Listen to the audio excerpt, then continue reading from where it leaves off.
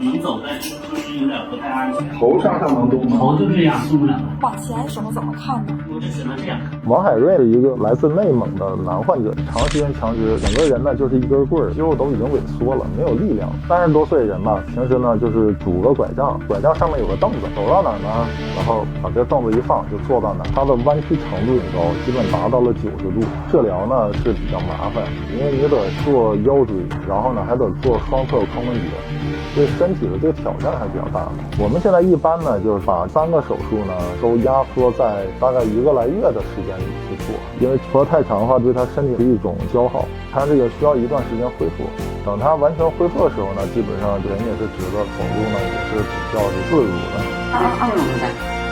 这你现在能直起来了是吧？对，看你的到我眉毛这儿，当时的时候就是那个弯的那种状态的时候，当时到我们这个位置。